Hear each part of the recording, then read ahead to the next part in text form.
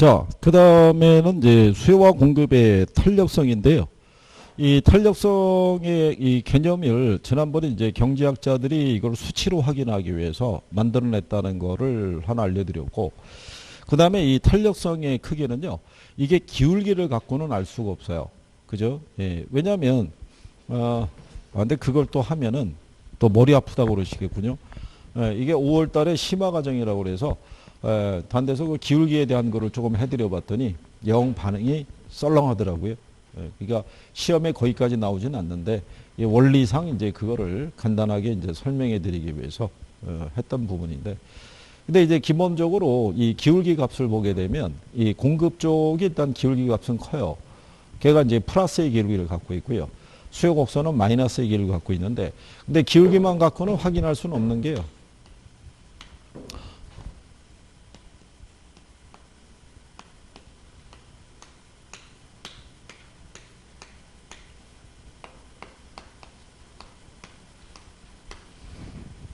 자, 이런 식의 이제 기울기가 하나 있고요. 수요 곡선이.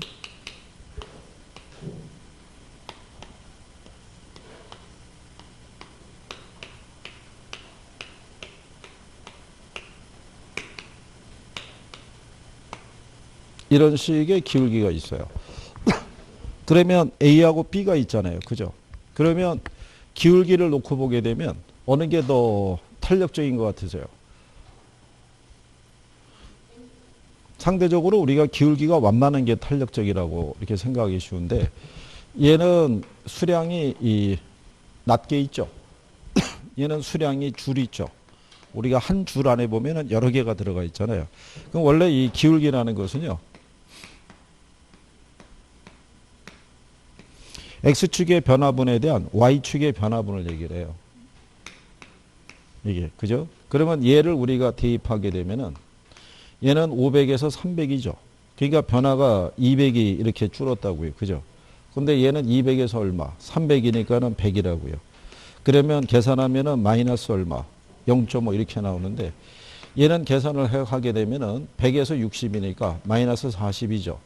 200에서 300이니까 100이잖아요. 그러면 얘는 마이너스 2.5라고요. 그러니까 이 기울기만 보고는 탄력성의 크기를 우리가 확인할 수가 없는 거예요.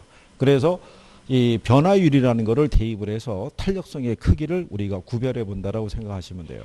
그리고 기울기는 여기가 YX잖아요. 그죠? 예, 경제학에서는 여기가 가격, X축. 여기가 Y가 이제 양을 이제 표시하기 때문에, 그래서 우리가 기울기하고 탄력성은 역수라고 얘기를 해요.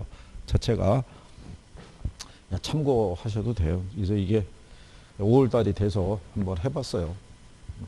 그래서 일반적인 거는요, 우리가 종속 변수의 변화율 있죠. 이거를 뭐로?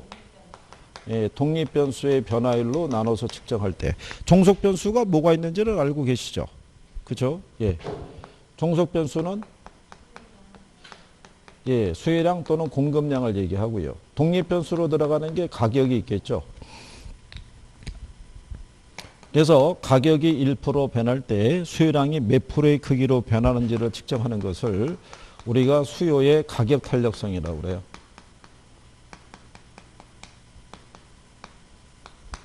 근데 요 수요량의 크기를 변화를 주는 거는 수요량뿐만이 아니라 소득이 있죠.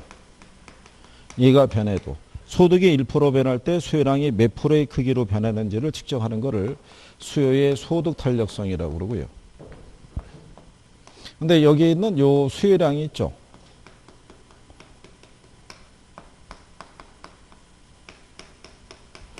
자, 우리가 만약에 이게 아파트 가격이 변할 때 아파트 수요량이 변하는 것 있죠.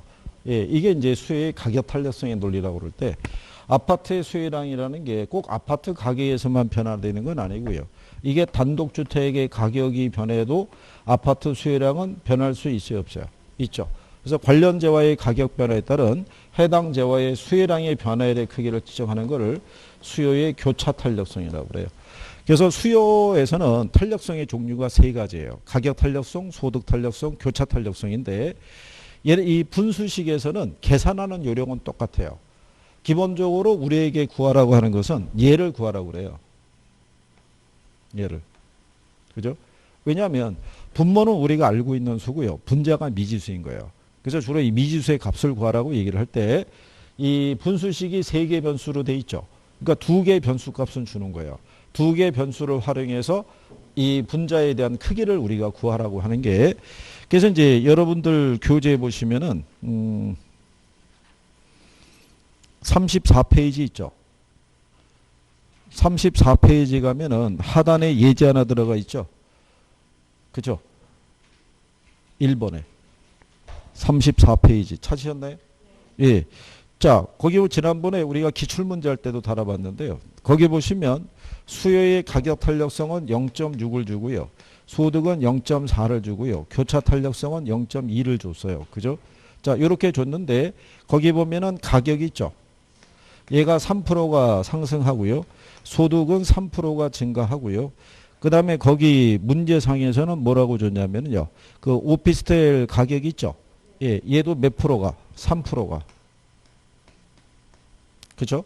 예, 그러면 지금 3개 변수 중에서 2개를 준 거예요. 그렇잖아요. 그러면 여기 있는 얘를 계산하기 위해서는 곱하면 되는 거예요. 그러면 3 곱하기 0.6 하면요. 그러면 1.8%가 늘어나겠어요? 줄어들겠어요? 가격과 수요량은 반비례니까 상승한 것만큼 이 크기만큼 얘가 줄죠. 근데 여기 소득에 대한 부분은요. 여기 있는 요 재화가 정상재라고 줬어요. 또 수치도 0보다 크고. 그럼 3 곱하기 0.4 하면 얼마예요? 1.2%가 늘어나겠죠. 정상재니까 소득이 증가할 때 수요량이 늘어나겠죠. 그 다음에 여기 있는 이 오피스텔하고 아파트가 대체재라고 준 거예요. 근데 여기 수치가 0보다 크니까 얘네들은 대체재 관계라는 걸 다시 한번 확인을 시켜주죠. 그럼 3 곱하기 0.2 하면 그럼 0.6%가 이렇게 늘어나잖아요. 그럼 얘네 둘 합하면은 1.8%가 늘죠. 그리고 1.8%가 줄었으니까 전체적으로는 변화가 없는 거죠. 예, 그게 이게 작년 기출 문제, 계산 문제였었어요. 그래서 기본적인 계산 요령은 요렇다라고 예, 여러분들이 생각하시면 될 거예요. 무슨 말인지 아시겠죠? 예. 자, 이런 내용이고요. 다시 이제 그 30페이지로 가셔가지고 그래서 요 탄력성의 종류에서는요. 일단 기본이 되는 게 얘예요. 수요의 무슨 탄력성? 예, 가격 탄력성이에요. 자, 그래서 이 수요의 가격 탄력성을 보시게 되면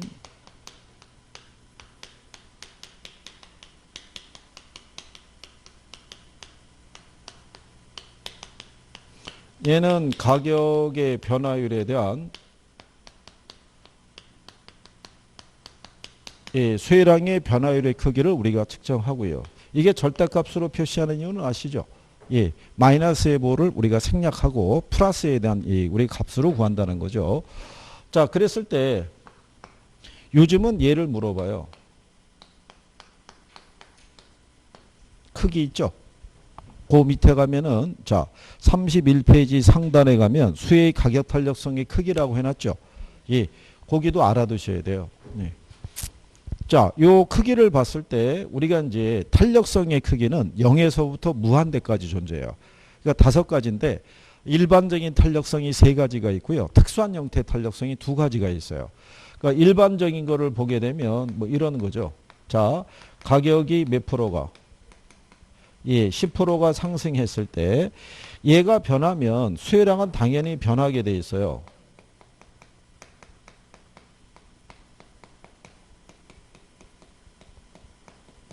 자, 그럴 때 이제 요 수요량이 10%가 이렇게 줄어들어요. 그러면 가격이 10% 상승할 때 얘가 10% 줄었죠. 그럼 10분의 10이죠. 그러면 1이죠. 얘를 용어상에서 단위 탄력적이라고 그래요. 단위 탄력적이라는 것은 가격 변화율과 수요량의 변화율의 크기가 동일한 거예요. 그렇죠? 근데 얘가 10% 상승할 때 얘가 11%가 감소했어요. 그러면 10분의 11이죠. 1.1이죠. 1보다 크죠. 예, 그러면 얘를 용어상에서 탄력적이라고 그래요. 근데 얘가 10% 상승했을 때 얘가 9%가 이렇게 감소해요. 그러면 우리가 10분의 9가 되니까 0.9 나오겠죠. 얘를 용어상에서 비탄력적이라고 그래요. 자, 그러면 이 가격 탄력성에서는요, 이 절대값 1을 기준으로 1보다 크면 수치상에서 그러면 우리가 탄력적이라고 그러고요. 1보다 작으면 용어상에서 뭐라고 그런다? 비탄력적이라고 그래요. 그죠? 그러면 먼저 이 소비자들이 가격 변화에 대해서 탄력적이거나 비탄력적인 반응을 나타낼 때가 있죠. 예. 어떨 때 그러겠어요? 어떨 때 탄력적이거나 비탄력적인 반응을 나타나겠어요? 이게.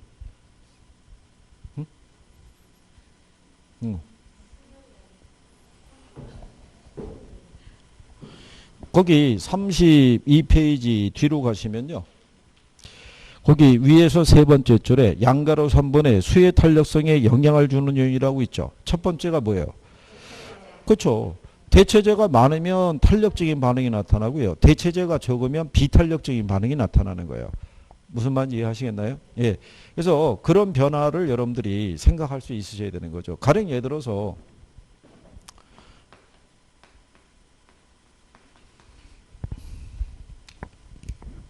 설탕이 1,000원이었어요. 그죠? 예. 근데 얘가 1,200원으로 그러면 가격이 몇 프로가? 20%가 변했을 거 아니에요. 그죠? 그랬더니 수요량이 갑자기 한 50% 정도가 줄어드는 거예요. 그렇잖아요. 그러면 가격 변화에 비해서 줄어드는 양이 훨씬 크잖아요. 이유가 왜 그러겠어요?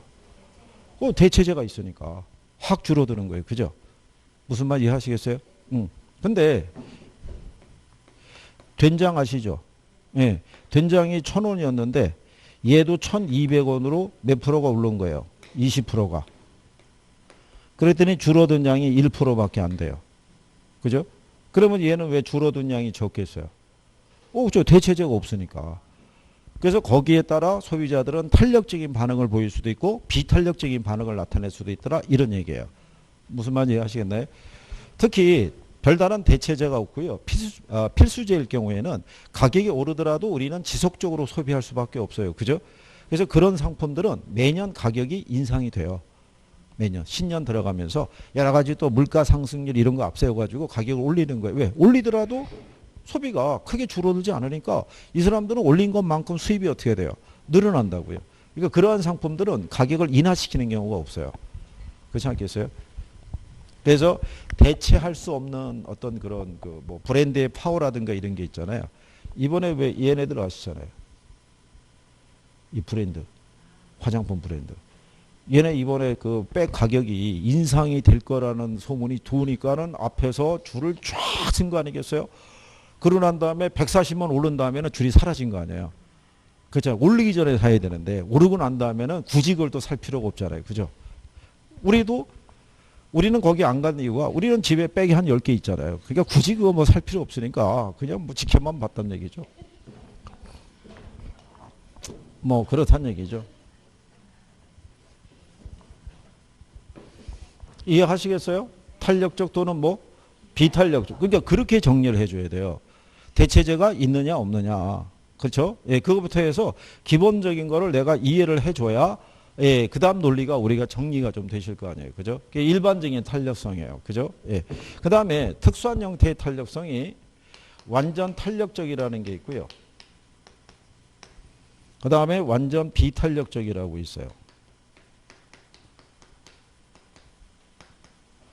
자, 이건 현실적으로는 존재하지는 않고요. 예, 이제 우리가 가정에서 이제 의미를 부여한 건데 완전 탄력적이라는 거는 미세한 가격 변화에도 수요량이 무한대의 크기로 변화되는 거를 완전 탄력적이라고 그래요. 우리가 기울기를 놓고 보게 되면요.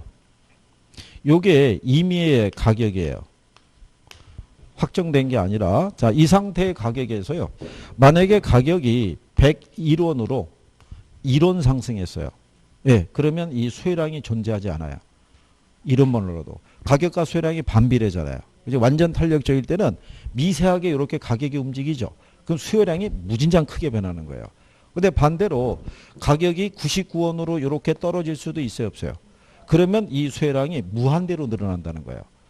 무슨 말인지 아시겠나요? 네, 그래서 미세한 가격 변화에도 이 양의 변화가 무한대의 크기로 변하는 것을 우리가 완전 탄력적이라고 그래요. 그래서 일단 기울기는 뭐로? 수평선으로 이렇게 표시를 해요. 그 다음에 완전 비탄력적이라는 있죠. 걔는 기울기가 이렇게 수직선이에요. 얘는 뭐가 고정이 되어 있냐면 양이 고정이 되어 있어요. 그래서 만약에 임의의 가격이 100원이잖아요. 100원에서 지속적으로 가격이 상승해도 100이에요. 지속적으로 가격이 하락해도 얼마? 100이에요. 그러니까 가격이 변할 때 수요량이 전혀 변하지 않는 상태를 우리가 뭐라 그런다? 완전 비탄력적이라. 근데 이 기울기는 수요나 공급이랑 똑같아요. 그러니까 수요의 가격 탄력성에서도 완전 탄력적이면 수평이죠. 완전 비탄력적이면 수직이죠. 공급도 똑같아요. 공급도 완전 탄력적이면 수평, 완전 비탄력적이면 수직선이에요. 그래서 가끔 이 교과서들 보게 되면요. 수요의 가격 탄력성에서는 이 기울기가 다 표시가 되는데 공급으로 가면은 이 두 개가 생략이 돼요. 왜? 수요에서 했으니까. 예, 그러니까 중복이다 이런 얘기죠. 그래서 그런 내용이라고 생각하시면 돼요. 요즘 이거 출제해요. 지문에서 나오는 거예요, 지문에서. 그죠? 그래서 이 재작년 시험에도 수요에서는 비탄력적, 공급은 탄력적, 뭐 이런 식으로 지문을 준 거예요. 그리고 또 완전 탄력적과 완전 비탄력적이 있죠. 예, 그런 것들을 줘요. 그러니까 용어적인 부분은 정리가, 그러니까 여기다가 5가지를 쭉 표현을 해놨겠죠. 그래서 이 표현을 좀 알아달라고 말씀을 드린 거고요. 그 다음에 자, 뒷페이지 넘어가셔가지고 32페이지에 가면 수의 탄력성에 영향을 주는 요인이라고 있죠. 예. 그러니까 이게 한 3년 전에는, 3년 그 이전 한 4년, 5년 전에는 얘를 주로 냈어요. 영향을 주는 요인 있잖아요. 얘를 내다가 한 2년, 3년 전서부터 또 여기도 또 계속 내는 거예요.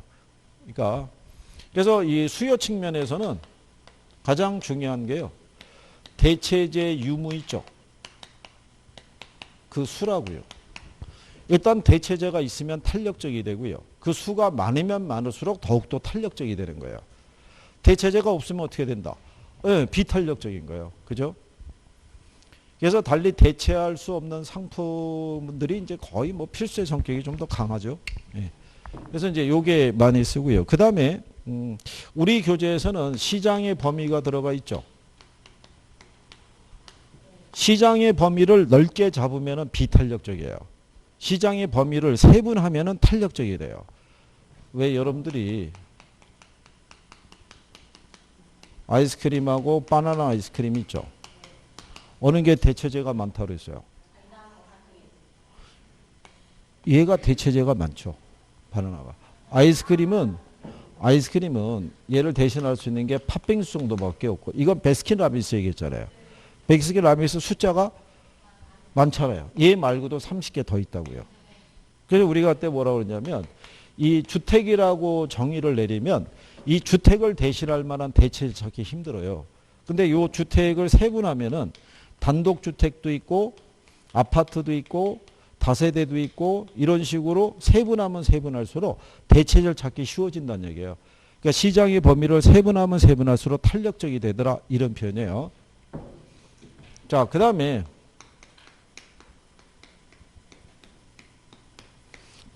관찰 기간이라고 보시면 돼요. 이게 짧을 때는요. 비탄력적인 반응이 나오고요. 이게 길어지면은 탄력적인 반응이 나오죠. 그렇죠?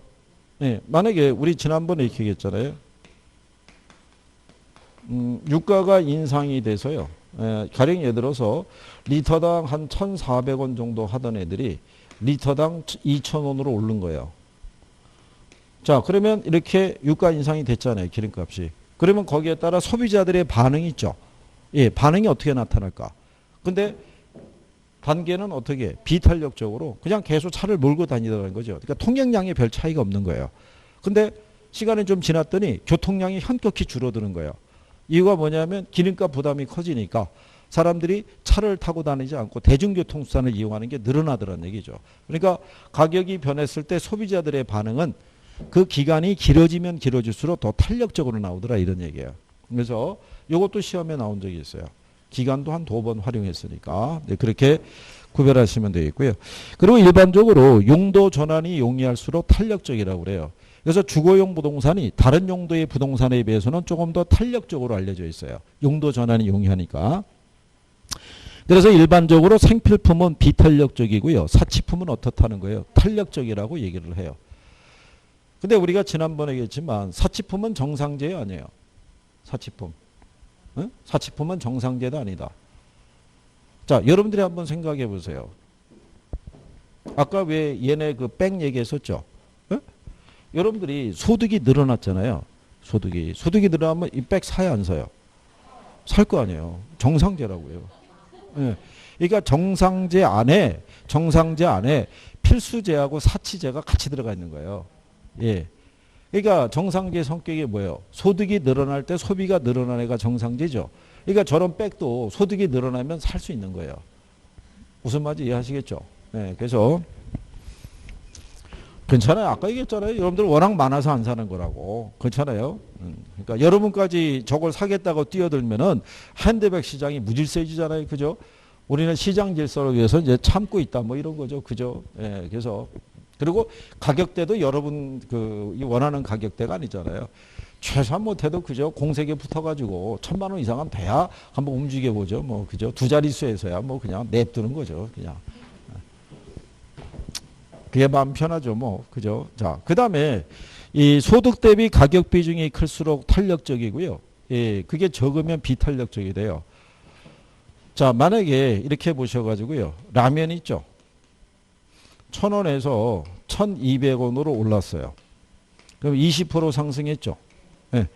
우리 내일부터 라면 사 먹을 수 있어요, 없어요? 그렇잖아요. 왜? 이거 200원 올라봐야 우리 소득에서 차지하는 비중이 적잖아요. 그러니까 소비에 큰 영향이 없어요. 그러니까 비탄력적인 반응인데 만약에 여러분들이 자동차 있죠.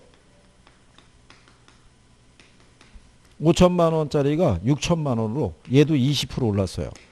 근데 이 1,000만 원이라는 금액은 우리 가계 소득 기준으로 했을 때는 큰 거예요. 그죠? 그 원래 상반기에 차를 바꾸려고 했던 거를 하반기나 내년 상반기로 미룰 수밖에 없는 경우가 있는 거예요. 그러니까 이런 식으로 우리 가계 소득에서 차지하는 비중이 크죠. 그런 반응이 탄력적으로 나오는 거예요. 적으면 비탄력적으로. 이해하시겠나요? 예, 그러니까 그런 내용을 용어를 잘 이해하시면 돼요. 그죠? 예. 그 다음에 이제 그 밑에 가면 수의 탄력성과 전체 수입 뭐 이렇게 해놨죠.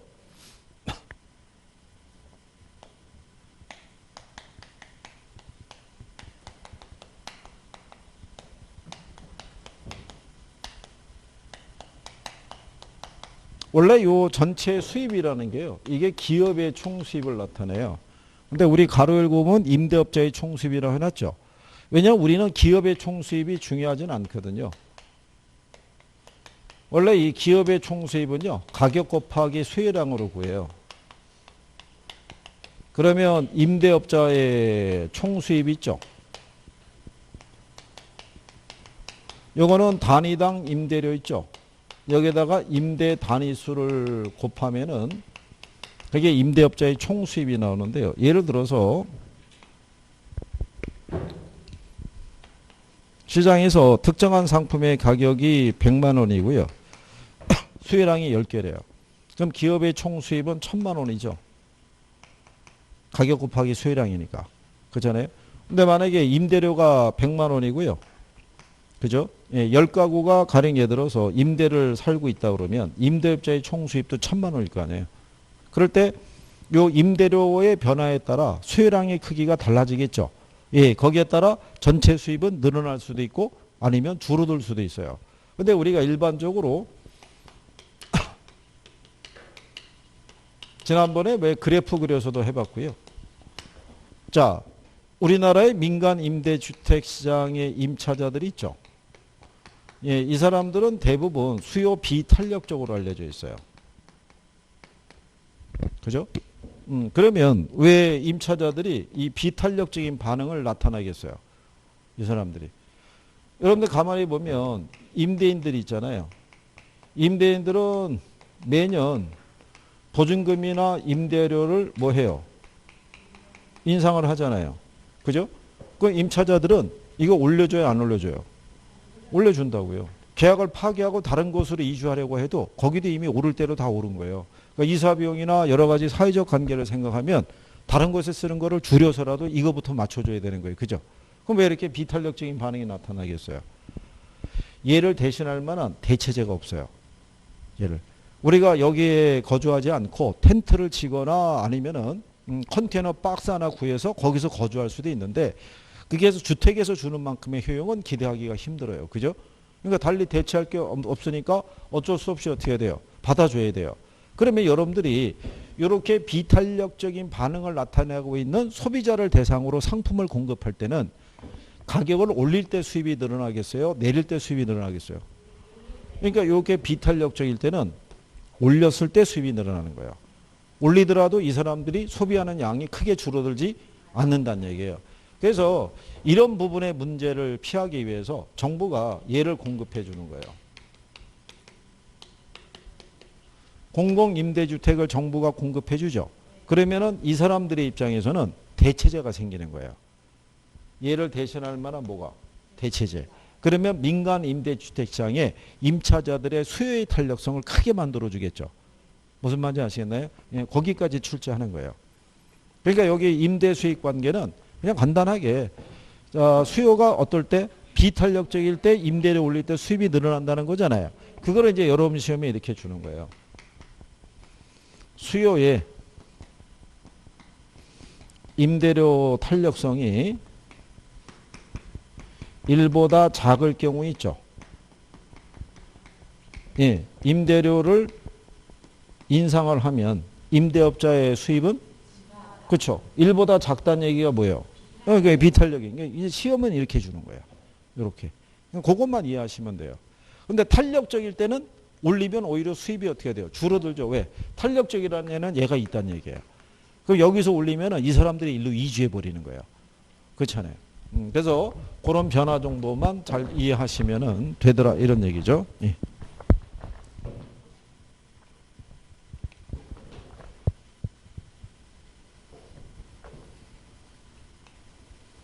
그래서 가만히 해보시게 되면은요, 용어에 대한 정확한 이해만 있으시면 탄력성이 됐든 뭐가 됐든지 간에 우리가 정리하고 갈 수는 있어요. 그게 용어의 이해가 필요해요. 대충 알면은 틀려요. 시험장 가면. 정확하게 하셔야 돼요. 정확하게. 자, 그 다음에 거기 하단을 가게 되면요, 소득 탄력성하고 뭐가 있냐면 교차 탄력성이라고 있어요. 그죠?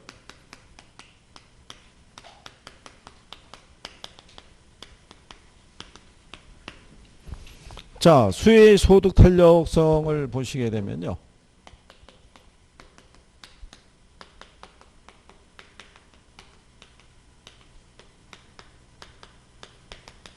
얘는 소득의 변화율에 대한 무슨 변화율? 예, 수혜량의 변화율의 크기로 측정을 하죠. 그래서 가령 예를 들어서 소득이 10% 이렇게 증가했을 때 있죠. 수혜량이 이렇게 1%가 증가했다. 그렇잖아요. 그러면 10분의 1이죠. 그러면 0.1이죠. 0보다 커요, 작아요? 0보다 크죠. 그러면 플러스잖아요. 그럼 얘가 정상제. 그죠? 예. 그 다음에 얘가 1% 증가하지 않고 1% 감소할 수도 있죠. 그러면 얘는 10분의 마이너스 1이겠죠. 그러면 얘는 마이너스 0.1이죠. 0보다 작죠. 그럼 부호가 마이너스예요. 얘를 뭐라고 그런다? 예, 열등제라고 얘기를 해요. 그러면 아까 가격 탄력성은 1을 기준으로 판단한 거예요. 그러니까 가격 탄력성은 1을 기준으로 탄력성의 크기를 구별해 준 거고, 여기는 이 부호를 가지고 재화의 성격을 구별해 주는 거예요. 정상제다, 열등제다. 그런데 가령 예를 들어서 뭐 이런 얘기예요. 0이고 1이잖아요. 그죠? 0보다는 크고 1보다 작으면은 그 재화가 필수제. 1보다 크면은 사치제라고 그래요. 예, 그래서 0보다 큰 애들이 있죠. 그래서 필수제하고 사치제를 합쳐서 정상제라고 얘기하는 거예요. 그래서 그냥 0보다 큰 0을 기준으로 우리가 판단한다라고 생각하시면 돼요. 무슨 말인지 이해하시겠죠? 그러니까 재화가 이렇게 나오는 거예요. 0보다는 큰데 소득 탄력성의 크기가 0보다는 큰데 1보다 작을 때 있죠. 소득이 증가하죠. 그럼 수혜량은 늘어나는 거예요. 왜? 정상제 안에 들어가는 거니까. 그러니까 0을 기준으로 판단하는 거예요. 나중에 여러분들이 이거 가격 탄력성하고 비교해서요, 계산하라고 유도하는 경우도 있어요.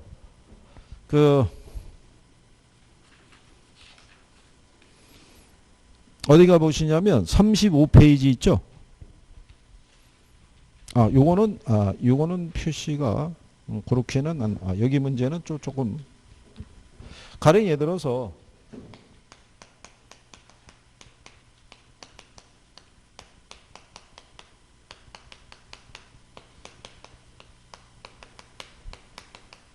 우리 교재는 이제 그 문제는 표시가 안 되어 있는데 실전에서 이렇게 한번 물어본 적이 있어요. 얘가 그 0.6일 때 있죠. 예, 가격이 5%가 상승했어요. 그죠? 예, 그러면 수혜량이 얼마의 변화가 있겠어요? 5 곱하기 0.6 하면은 3%가 어떻게 돼요? 줄어든 거겠죠. 예, 그렇죠. 반비례니까. 그죠? 예. 근데 여기 있는 소득 탄력성은 0.5를 줬어요. 그죠? 이렇게 하면서 얘가 이렇게 해서 5% 0.6일 때 5% 상승했거든요. 그런데 수요량은 1%만 줄었대요. 예, 그러면 얘가 1%가 감소했다는 얘기는 이 소득이 몇 프로 변했냐를 물어보는 거예요. 소득이. 그죠? 그러면 얘가 3% 줄었는데 1%만 줄었다는 거잖아요. 그러면 여기서 2%가 늘어야 돼요. 그렇잖아요. 그리고 1%만 줄어든 결과가 나오니까. 그러면 이 소득이 몇 프로 변했냐 이런 얘기죠. 그러면 분모를 계산할 때는 어떻게 하면 된다? 나누면 되는 거예요. 2를 0.5로 나누면 얘가 4% 나와요. 그러니까 4 곱하기 0.5 2% 나오잖아요. 무슨 말인지 아시겠죠? 그러니까 이런 식으로도 출제했던 선례가 있어요. 근데 결론적으로 가만히 보면 분수식 안에서 돌아가는 거예요. 그냥. 뭐든지 학개론의 기본적인 계산 논리는 거기에서 이제 우리가 활용이 있다. 이렇게 생각하시면 되죠. 그래서 이게 소득 탄력성이고요.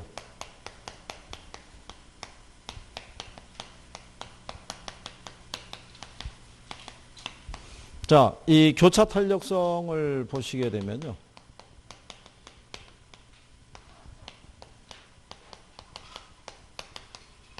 자, 여기가 이제 이 가격 변화율이고요. 이게 수혜량의 변화율일 때, 이게 경제학에서는 XJ, YJ 또는 YJ, XJ 이렇게 표현하는데요. 예전에 여러분들에게는 XJ, YJ로 나왔던 적도 있어요. 근데 근래는 이제 그렇게까지는 안 주고요. 이게 만약에 오피스텔 가격이 변할 때 아파트 있죠. 이 수혜량의 크기의 변화를 이제 직접적으로 표현하는 경우가 많아요. 그죠? 그래서 가령 예를 들어서 오피스텔에 대한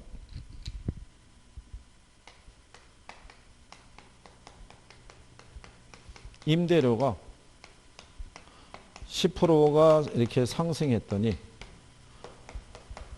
아파트의 수혜량이 있죠. 얘가 5%가 이렇게 증가하더라. 그렇잖아요. 그럼 교차 탄력성을 구하라 그러면 어떻게 하면 돼요? 10분의 5니까 0.0보다 크죠. 그럼 부호가 플러스겠죠.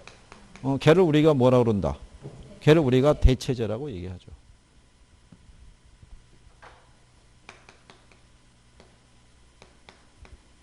근데 5%가 거꾸로 감소했다 그러면요. 10분의 마이너스 5가 되겠죠. 그럼 마이너스 0.5죠. 그럼 0보다 작죠. 그럼 부호가 마이너스죠. 얘를 우리가 뭐라 그런다? 보완제 이렇게 얘기하죠. 그러니까 교차 탄력성도 역시 뭐를 가지고? 부호를 가지고 재화의 성격을 구별해 주는 거예요. 그러니까 소득과 교차 탄력성은 뭐가 중요하냐면 부호가 중요해요. 근데 항상 이렇게 생각하시면 돼요. 자, XJ 가격이 뭐 할 때? 상승할 때 YJ 수요량이 증가하죠. 그렇죠? 이렇게 화살표 움직임이 같이 가면 대체제예요. 반대로 움직이면 뭐? 그거는 보완제가 되는 거예요. 그죠? 그러면 아까 우리가 가려고 했던 그 35페이지 있죠? 35페이지 가면은 거기 하단에 2번 문제 있잖아요. 거기 보면 X지역의 오피스텔 임대료가 10% 상승할 때 이 지역 소형 아파트 임차 수요가 5% 늘었다고 그러죠. 그러면 이때 오피스텔과 소형 아파트의 관계는 대체제죠. 무슨 말인지 아시겠나요? 한 재화의 가격이 상승할 때 수요가 늘어나면 대체제예요. 줄어들면 보완제. 그것도 기출이에요. 그러니까 그런 식으로 유도해 주는 거예요. 그러니까 교차 탄력성의 의미를 알면은 우리가 내용을 좀 더 쉽게 접근할 수 있어요, 없어요? 그럴 수 있다는 얘기죠. 무슨 말인지 하시겠죠? 그래서 이 소득 탄력성과 무슨 탄력성, 교차 탄력성에 대한 거를 그런 식으로 정리해 보시면 될 거예요. 그죠? 자, 그래서 이제 여기까지 우리가 가격 탄력성에 대한 걸 알아봤어요. 그래서 한 또 5분 쉬었다가 공급하고 뒤에 거 해주죠. 여기까지